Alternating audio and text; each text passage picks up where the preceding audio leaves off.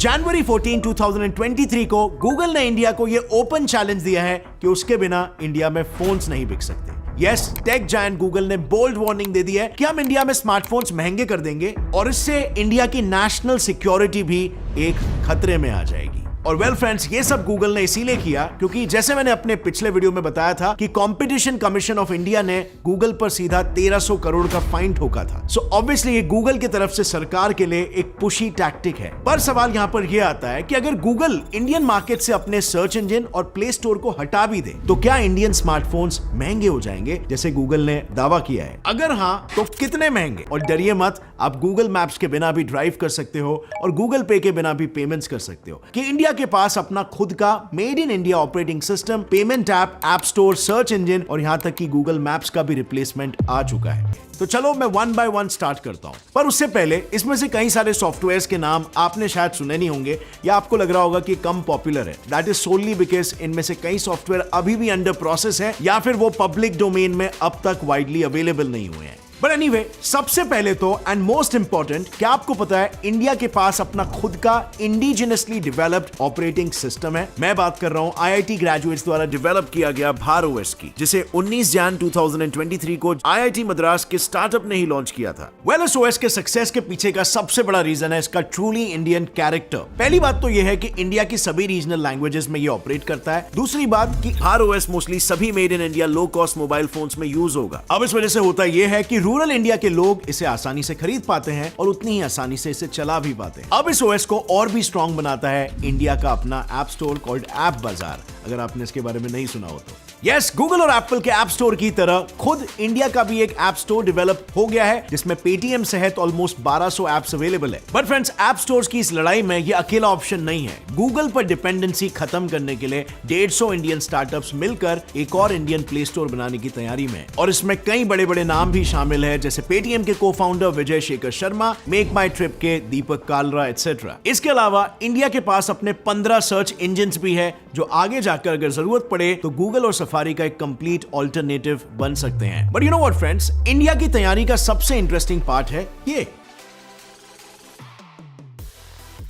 नहीं, ये Google maps नहीं है, ये है मैप माई इंडिया। मतलब लिटरली हमारे देश भारत में गूगल मैप्स की जरूरत ही नहीं है क्योंकि अब रास्ता मैप माई इंडिया आराम से दिखाता है। ये नेविगेशन सिस्टम इतना इंडियन है कि ये जीपीएस के लिए भी सिर्फ इंडियन सैटेलाइट्स का इस्तेमाल करता है। वेल, मैप माई इंडिया इस मॉडल को गूगल मैप से भी बेहतर बनाने के लिए इसे 3D परफेक्शन दिए जा रहा है और इसमें उसकी मदद कर रहा है इसरो खुद। एंड हु नोस, अगर ऐसा ही चलता रहा तो हो सकता है जल्दी इंडिया ही काफी सारे दूसरे देशों में भी गूगल मैप्स की जगह लेने लगेगा। लेकिन अब आप सोच रहे होंगे कि हम अचानक से गूगल के ऑल्टरनेटिव्स की बात कर ही क्यों रहे हैं? सो वेल, बात ये है ना friends, recently competition commission of India ने गूगल पर 2 फाइन चार्जेस लगाए, एक 1337 करोड़ का और दूसरा 936 करोड़ का, क्योंकि गूगल पर यह आरोप लगा कि वो मार्केट में अपनी पोजीशन को मिसयूज कर रहा है और अपने ऐप स्टोर की मदद से मार्केट पर कब्जा करने की कोशिश कर रहा है। बेसिकली मार्केट में अपनी मोनोपोली बनाने के लिए जिससे कोई इंडियन कंपनीज डेवलप ना हो सके। अब गूगल ये करता कैसे है? Listen carefully. सो आपने नोटिस किया होगा जब भी आप कोई एक नया एंड्रॉइड फोन खरीदते हो तो उसमें गूगल की सभी बेसिक एप्स जैसे यूट्यूब, गूगल प्ले, गूगल पे, गूगल मैप्स एटसेट्रा पहले से ही इंस्टॉल्ड होती है और हमें ऑब्वियसली इससे कोई फर्क नहीं पड़ता। I mean it's not a big deal, right? पर सीसीआई के अनुसार ये एक वेल प्लान स्ट्रेटेजी है। ओके, आप खुद सोचो, ज्यादातर लोग एंड्रॉइड यूज करते हैं जिसमें गूगल का ओएस प्री इंस्टॉल्ड आता है, तो नेचुरली लोग किसी और अल्टरनेट ओएस को यूज करने के बारे में सोचते ही नहीं और इसी बात का फायदा उठाता है गूगल। एंड्रॉइड की क्रेडिबिलिटी और बढ़ती जाती है, लोग फोन्स खरीदते रहते हैं और इस लूप में मोनोपोली बन जाता है गूगल का। पर नुकसान भुगतना पड़ता है ऑन दी अदर हैंड बाकी इंडियन कंपनीज को जिन्हें मार्केट में कभी एक फेयर जगह ही नहीं मिली। खैर, इन सभी आरोपों के बाद गूगल ने फाइन पे करने से तो इनकार कर ही दिया है, पर साथ ही साथ अब बात भी पलट दी। कंपनी ने अपने बचाव में कहा कि उसकी वजह से उल्टा एंड्रॉइड फोन्स और सस्ते हो गए, क्योंकि अगर गूगल का ये इजी टू यूज ओएस नहीं होता तो हर कंपनी को अपने लिए एक नया ऑपरेटिंग सिस्टम और एक ऐप डेवलप करना पड़ता और ऐसे सब करने के लिए मैन्युफैक्चरिंग कॉस्ट उनके लिए मल्टीपल टाइम्स बढ़ जाती। इनफैक्ट गूगल का तो ये भी मानना है कि अगर उनकी एप्स नहीं होती तो लोग रैंडमली कोई भी एप्स डाउनलोड कर रहे होते जो लोगों के साथ साथ पूरे देश की साइबर सिक्योरिटी के लिए खतरा बन जाता। पर फ्रेंड्स, गौर करने की बात तो यह है कि एक तरफ इंडिया में गूगल फाइन भरने से जहां इनकार कर चुका था, वहीं दूसरी तरफ ईयू में उसे $2.7 बिलियन का फाइन देने में कोई भी दिक्कत नहीं आई। लेकिन सवाल तो यह है कि आखिर गूगल किस से बचेगा, क्योंकि इंडिया के बाद अब Canada, south Korea, Brazil, Argentina, France, Germany और इटली ने भी गूगल पर केसेस फाइल कर दिए हैं। अब इंडिया द्वारा फाइल किया हुआ केस इकलौता ऐसा केस नहीं है जिसमें गूगल डबल स्टैंडर्ड्स दिखा रहा है। एक काफी कोइंसिडेंटल डबल स्टैंडर्ड्स वाली बात बताऊं, सो क्वाइट आयरॉनिकली 2000 से गूगल का मेन कॉर्पोरेट मोटो था डोंट बी इविल, जो कंपनी कल्चर में इतना डीपली एम्बेडेड था कि वो एक तरह से गूगल का अनऑफिशियल लोगो बन गया था। सो मच सो कि काफी टाइम तक गूगल ऑफिसेस के पासवर्ड्स में भी डोंट बी इविल यूज होने लगा था। लेकिन for some unknown reason Google ने हाल ही में ये डोंट बी इविल क्लॉज अपने कोड ऑफ कंडक्ट डॉक्यूमेंट से ही निकाल दिया और उसे डाइल्यूट करके डू द राइट थिंग कर दिया। अब सुनने में तो ये छोटी सी बात लगती है, लेकिन ये कोई कोइंसिडेंस नहीं है कि इसके बाद से ही Google don't be evil tag का ब्रांड एम्बेसडर खुद शायद अपने डायरेक्शन से बदलने लगा। अब काफी सारे लोगों को ये पता नहीं है, लेकिन गूगल प्ले स्टोर पर दिखने वाली सभी एप्स का 30% प्रॉफिट डायरेक्टली गूगल के पास जाता है। अब यहाँ पर भी गूगल की स्ट्रैटेजी काफी मोनोपोलिस्टिक है। अब ये पहली बार नहीं है जब गूगल ने अपनी पावर को मिसयूज किया हो। 2020 में गूगल ने अचानक से पेटीएम ऐप को प्ले स्टोर से निकाल दिया, वो भी बिना कोई वजह बताए। और जब पेटीएम ने इस पर सवाल किया तो गूगल ने सफाई में कहा कि इसीलिए क्योंकि पेटीएम प्ले स्टोर के ऑनलाइन गैम्बलिंग के रूल्स को ओबे नहीं कर रहा था। लेकिन लेट्स नॉट फॉरगेट कि Paytm is a direct rival of Google पे।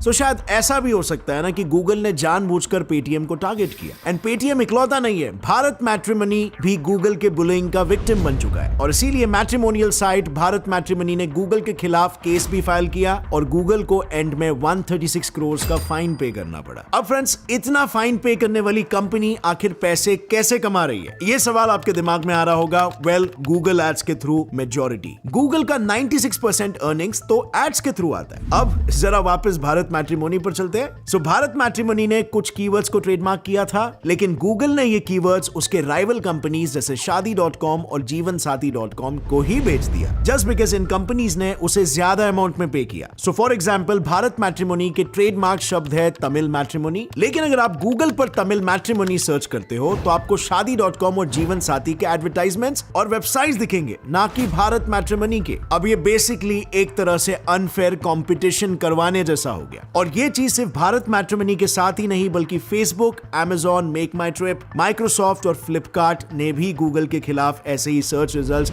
रिग करने की कंप्लेंट्स की है। अब गूगल पर तो स्पाइंग के भी आरोप लगे हैं, क्योंकि रिसेंटली ये सामने आया था कि गूगल नॉन गूगल एप्स जैसे कि इंस्टाग्राम, फेसबुक और टिकटॉक से डेटा चुरा रहा है, और इसके लिए वो एंड्रॉइड लॉकबॉक्स नाम का एक सीक्रेट इंटरनल प्रोग्राम यूज करता है। Now as you all know, YouTube के शॉर्ट्स बिल्कुल टिकटॉक और इंस्टा रील से काफी इंस्पायर्ड है।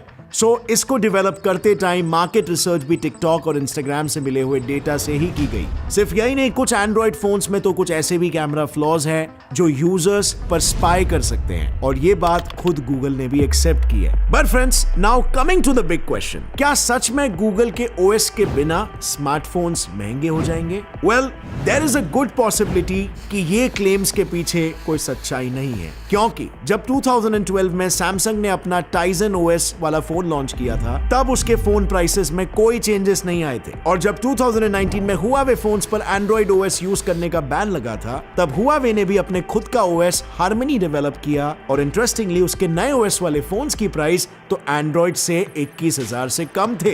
एंड लॉजिकली भी अगर सोचे तो एक कंट्री के लिए खुद का ओएस यही बेनिफिशियल होता है कि वो सिस्टम्स को लोकली प्रोड्यूस करे।